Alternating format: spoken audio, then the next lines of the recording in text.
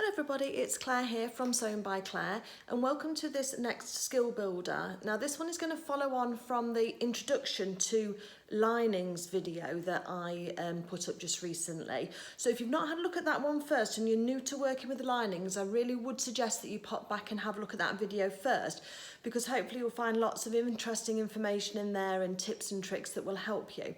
That one's more about the technical aspect of linings in terms of what they are, what the different names are and terms used when we're talking about lining, and I also talk about some fabrics. So I show you lots of examples of the different types of linings so that hopefully that will all resonate with you. And then this video now is going to show you how to draft a facing from a pattern piece that doesn't have a facing on it.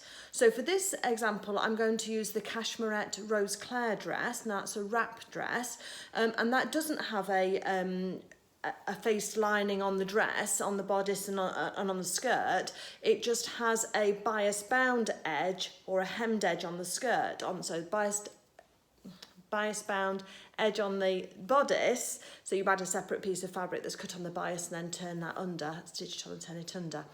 But on this one we're talking about how to draft a facing, and so you'll need to go back to that other video to understand what I'm talking about with the facing before then we get onto this video of how to actually draft it. Sorry for all that waffle, but it gets a bit tongue-tied when I'm trying to explain it to you.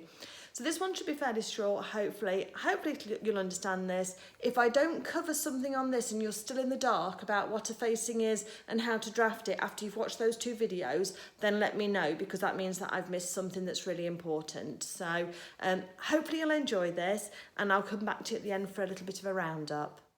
Okay, so welcome to my kitchen. I'm using my kitchen island as my cutting table for this. And as I said, I've got the Cashmerette Rose Clare dress that we're going to use to draft a facing for at this moment in time. You're going to need tracing paper and pencil, your paper scissors. You can use a French curve if you've got one, but you certainly don't need one, so it's not essential for that. You can just trace it freehand. It just makes it a little bit easier should you wish. You need to take measure and or a hem gauge. Okay, so the first thing I'm going to do is locate your bodice pieces. So I've got a bodice back here, and then just over to the side I've got the bodice front. So this is from my PDF version of this pattern, which is why it's all on this separate piece of paper and taped together. You might already have the original on tissue paper. It makes no difference which one you use, you just need the pattern to be able to work from. So the first thing you're going to do is locate your size, and I'm going to trace out the size 16 on this, which is the third line across. So it's this line just here that I'm going to be using. And what I'm going to do is take my tracing paper, I lay it over my pattern piece as if I was going to trace this pattern piece out anyway, and I'm just going to trace in a couple of the key points. So I do this when I'm tracing just because it helps me then understand, if I can get the right line that I need, that one there, helps me understand where I am on the pattern. So if I twist this pattern at all, then I know that something's happened and I'll know to be able to go back and change that round. Just going to put a pattern weight on here just to hold that in place. So the next thing then I'm going to do is either take a ruler, or you can use your seam gauge, whatever you've got for your straight edge. And I'm just going to trace down the pattern just a short way to give me a starting point. And then I'm going to trace over the outer edge of this pattern piece on the bodice. So that's the back neck edge just there. Oops, just gone off the line slightly. Here we've got a straight edge, so I can use that to help me. Just get a straight edge in. And then again here we're back onto a curve. Now, you don't actually need the full shoulder bit over to the arm side, but it does help to let you know where the ending is so that you're not going to actually miss the end of your pattern piece, because you don't want your facing piece to go over and into your arm side. So the next thing then is I tend to do a facing that's either sort of 2.5 or 3 inches long. So it's going to depend on what your seam allowance is on your pattern piece and how long you want it to be. So again, 2.5, well, you're going to lose some of this, you know, sort of a centimetre or so, just over a quarter towards half an inch in seam allowance on the edge. So you need to make allowance of that, and then you need enough of a facing left over to be able to have inside your garment. So let's say this one's going to be at 2.5, shall we? So we're going to put a mark down at 2.5. So I put the end of my seam gauge or your tape measure on the drawn line that you've done for the pattern, and then you just make your marks at your desired depth. And if you keep your ruler flat on the edge that you're using, you can then trace round this curve quite successfully. So let's just go around here.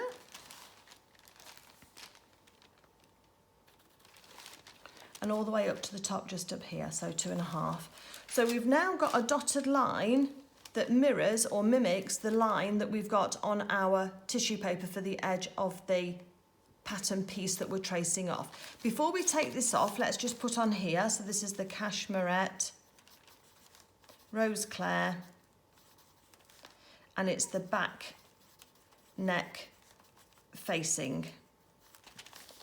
And then all we're going to do is extend this line down here where it's not quite long enough when we first drew it, down to the 2.5. And then we're going to just join up these dotted lines now. This is where you can use your French curve should you wish, but to be fair, you can freehand it. And if you're a bit nervous about freehanding it, just make sure that your marks, your dash line is close together. You know, the gaps between the dashes is close together, and that will help you. Also remember that if you've got it on a fold line, as this is, you need to add that instruction onto your pattern piece as well. So let's mark that, and then we're going to put on here cut 1 in lining, or cut 1 in your fabric, and cut 1 in interfacing. Okay, so that is really simply just to say how you draft one. If you want to, you can write shoulder on here as well, so you know which edge that is. Let me put some paper underneath this so that you can see that a little more clearly as we just trace that. So we have literally just copied the curve of the neck, of the back neckline there, extended it out towards the shoulder but not past the end of the arm side, and then we've then marked down our 2.5, drawn our dotted line, joined the dotted lines together, and that then gives you this pattern piece here that you can then cut out. So I've just twisted this pattern, master pattern round so you can see the front piece here now, and we're going to do exactly the same as we have already done with the other one. Literally going to lie our tracing paper over the top, use that as economically as possible, couldn't get the word then. Use your pattern weights again just to hold that in place for you. We're going to locate the size that we're going to be doing, which is a 16, isn't it? So it's 12, 14, 16, which is this one. Draw our little reference points in first, just to give us something in case this pattern twists, and then at least we'll know. So we come through 12, 14, 16. Okay, because we're going to go all the way down this front edge down here. So that's just giving us enough reference points to go forward. Find my ruler, we use this one. Okay, so let's just start and trace round now the outside edge of this bodice piece that we need. Now again, just taking it steady down the curves to make sure we keep the curve curvy. And we're going to trace in the back of the arm side, but we're not actually going to use it, so we don't need to go down there. Then we're just going to freehand over the top here. We're going to go all the way down this front edge of the garment because that's where we need our facing to be. So our facing on the Cashmerette Rose Clare replaces the biased edge, but that might not be true on your pattern piece. It might not have a lining.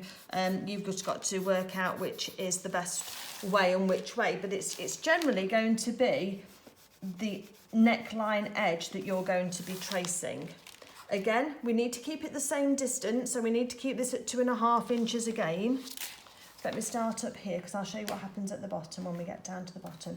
So again, I'm just going to draw in my my dash line, and I'm just putting my 2.5 inch mark on the edge of my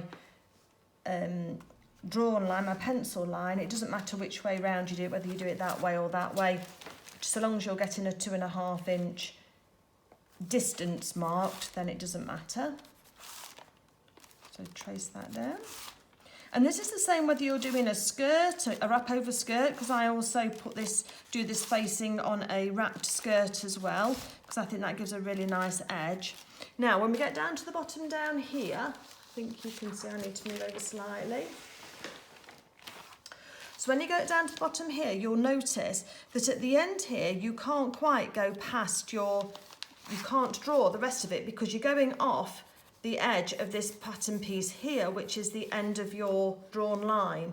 So here, you're going to stop at this waistline here, where this waistline comes across. So that's why sometimes having the reference points like the end of the bodice or the end of your shoulder is really useful. All we're going to do again now is we're just going to trace or draw in this line here. So we're making this line. And we're going all the way up to the shoulder. I might be going off your screen, but you saw what I did earlier. It's just exactly the same. And then I do put a little bit of information on here. Excuse me, I'm writing sideways. So I'll put waist on there and I'll put shoulder on the top there, because if you keep your pattern piece with it, it'll help you understand the orientation. If you've got a grain line on your main bodice, and we have on this one just here, transpose that onto your pattern piece as well, because you want these grains to match. So I would just draw up to where the existing line is, and then I would extend it. So you get as long a line as you can get on that pattern piece for your grain. So draw that on and write grain on it. As before, also mark your pattern pieces up. So it's the Cashmerette Rose Clare, and this is the front edge facing. And again, we're going to cut 2 this time in fabric or your lining, and we're going to cut 2 in interfacing. And I use a lightweight interfacing, lightweight iron-on interfacing for this.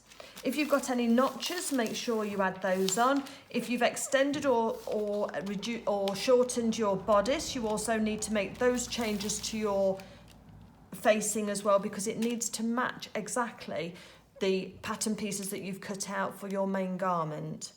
Okay, so we're going to then cut these out of the tissue paper, and then you will then lay these on your fabric when you're cutting out your main fabric, your main pattern pieces for your garment. Just put this out away and then I'll show you the next stage. Okay, so here I've got a facing that I've already cut out. Now this is for a different dress. This is for the Upton, which is a dress that I've got in construction at the moment. So it's easier for me to show you with this pattern pieces than it is, because I'm not ready to cut out my Rose Clare yet.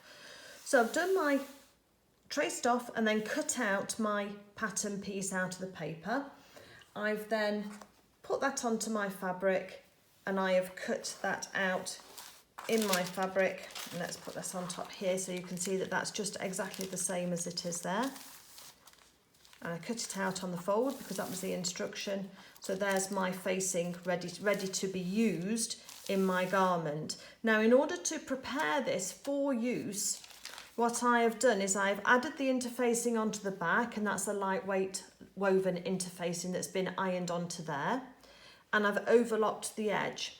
The other type of finish you can do is a Hong Kong seam on here, a Hong Kong finish on the seam, where you take a piece of contrast colour of bias binding and you wrap it round. But if you're a beginner, then either overlocking if you've got that, you could also use a zigzag stitch if you've got that to neaten, or you could do pinking shears if you've got pinking shears. Those are the ones with the triangular blades.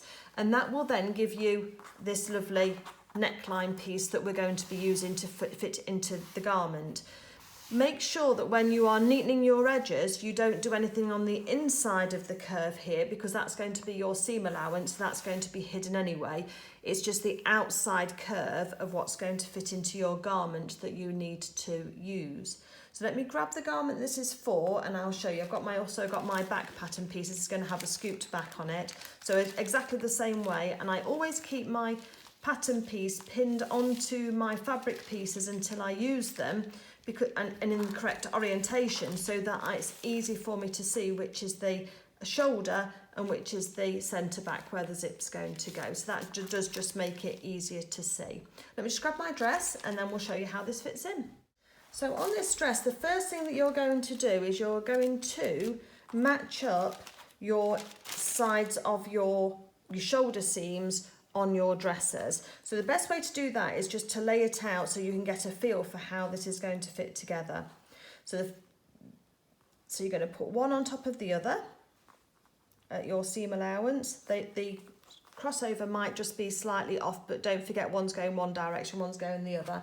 And then you will then use your pins in order to pin that together, and you'll take it to the sewing machine and you'll sew that at exactly the same seam allowance that you've used to sew the shoulders on your neckline.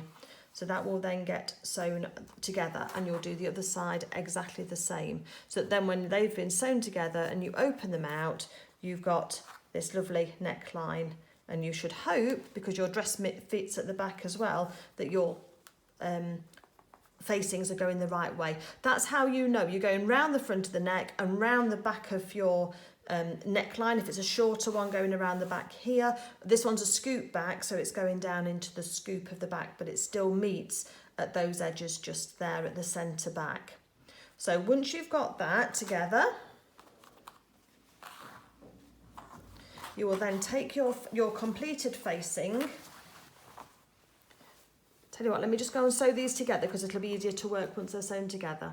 Okay, so here's my facing all put together, and my seam allowances have been pressed open so that they're sitting nice and flat. If you get any little, what they call dog ears in quilting, just you can trim those bits off, you don't need those bits. And hopefully you're not going to get a jog in yours like that. It fits one side but it's not quite the other, so there's just been a little gap in my drafting, but hopefully yours will be lovely and neat and fit together. So that's back to where we were before with the backs, the two back edges matching there.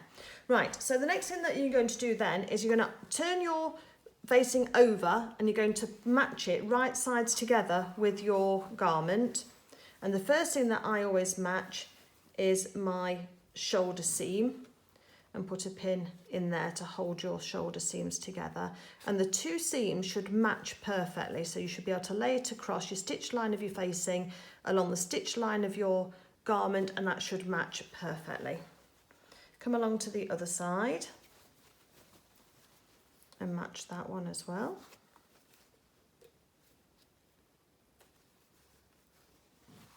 And then with the right sides together of our garment, we're going to just start and gradually work down this neckline, just making sure that we're not stretching out that bias edge of that neckline at all. And your facing should lie just directly on top of that, just really neatly. I tend to leave the centre front to the last. So again, I'll go down here and I'll pin down this side just here. Again, making sure not to stretch anything out and making sure that it all lies all nice and neat without any puckering. So I have been trying this dress on, it does look like it's stretched out slightly. Also, if you've got a centre front notch, you can match that with the centre front as well. So there we go. That will all fit together all nicely. So once you've got, then we have to then just match up the back here, don't we, as well, with the back curve that we've got drafted for on the back here. So you just continue just to pin it in place. Make sure that you match up your centre back as well, because you need that to be matching exactly where you want that to be, and just work along your edges and make sure that that fits perfectly on the back there with that.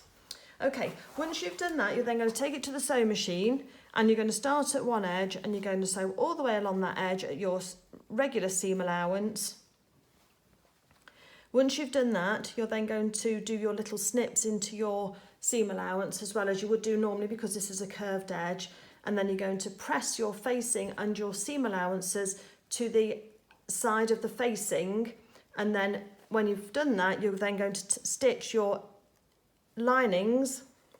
your seam allowance of your fabric, so your facing goes across. So seam allowances and the facing get stitched together just about 1/8 of an inch or 2/8 of an inch away from the sewn edge where you've connected the two. And that will understitch it and hold it in place. The other thing that I like to do on necklines as well is I like to add some organza ribbon to the neckline because that can help reinforce it. So let me just get some of that to show you. Okay, so I've got this ribbon here. So what I do is after I've sewn first going along my line along my neckline first at the chosen seam allowance, I do that as one pass. Then I go back and starting from the start here, I will lay the ribbon over the top of my stitch line and I will stitch that neckline again. I don't full or stretch the ribbon. The ribbon's got no give in it at all. It's completely stiff. And then once that's then stitched in place, so if you imagine that's your seam line, then the ribbon will be stitched like that into the seam line. So this the neckline that you've sewn. So that then when you fold this over to then do your understitching, so you've got your seam allowance, your ribbon and your facing across onto the side. When you stitch that, it's called understitching. It then helps that fabric roll over to the back, so your dress fabric rolls over to the back and it gives you a really, really nice edge. The organza ribbon, which is, it's only very thin, as you can see, it's only about 4 mil wide, I think. Is that what it says? 3 mil, sorry, 1/8 of an inch, 3 mil wide, it says on here.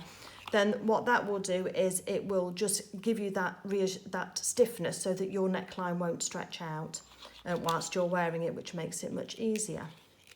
Let me just get you an example of a faced neckline and I can just show you how that looks like when it's finished. Okay, so this is a garment I made some time ago and this has got a faced edging inside it. Now this one has then had another row of stitching on it, which is this decorative stitch just here, this orange, just as a feature, but that's purely optional. You can do that if you want to, you don't need to. It was just because it was a denim look fabric, this is a chambray, then I just thought the orange stitching would be quite a novel thing to do. But this is your facing, so on the outside, if you didn't have the orange stitching, it would be all lovely and nice and neatly finished. And then on the inside, you can see that we've got the construction line, which is around here. And then that's my understitching just there, which then holds the seam allowances and the facing together and allows this to roll. On here, I just pinked the edge and you can see it just frayed slightly, but in a lot of places it's quite durable in terms of a finish. It's just the way that I chose to finish that garment there, but that's a facing shown inside the garment and that's the finish that you will get. And I do think that that's a superior finish to the bias bound edging, especially because you can add in that reinforced organza ribbon, which is what this one has underneath inside there, and you don't see it, and it doesn't add any bulk because it's just really thin, and it just then helps to allow that to sit nicely without it then stretching out as you wear it. So that's going to be the end of the faced tutorial, and then I'll do another one on a face lining as well to show you how to do that. So I hope you've enjoyed watching that little video on how to make a facing for a dress if it doesn't come with facings already. It really is as simple as it looks, and it doesn't matter whether you've got a V front, a scooped front, a high front, or whether you've got a scooped back as I've got on this dress, or a high back, or a wrap over as we showed with the Rose Claire. You can use that kind of facing on all sorts of garments. I've even used a facing on a hem before when I've wanted to neaten that nicely, and I've traced the hem of the skirt and sewn those pieces together, and that gives a really nice finish too. So it's a really, really good skill to have, because you can then use that to either put a facing into a garment that doesn't have one if you don't like the bias trim, and I know it can be difficult to get the bias trim to sit right if you when you're sewing it, and also it can be a bit fiddly to use, whereas a facing is a much thicker piece of fabric in terms of width, so it just seems to fit more easily as well. You're not trying to fiddle around, and it should fit exactly anyway because you've traced it from your pattern piece, so why wouldn't it fit? As long as the two pieces are the same and you've traced out the same size, then everything should be the same.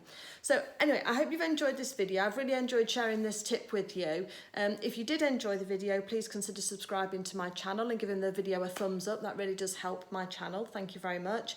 And if not, then leave me some comments below as to what I missed out or what I didn't cover. And then in another video, I'm going to show you how to do a faced lining, which is slightly different, where we use that facing and attach it to our lining fabric. And that gives a really, really high-end finish inside your garments as well. And that's what I'll be doing on the dress that you've just seen. So have a great day, everybody. Happy stitching, and thank you for watching. Bye.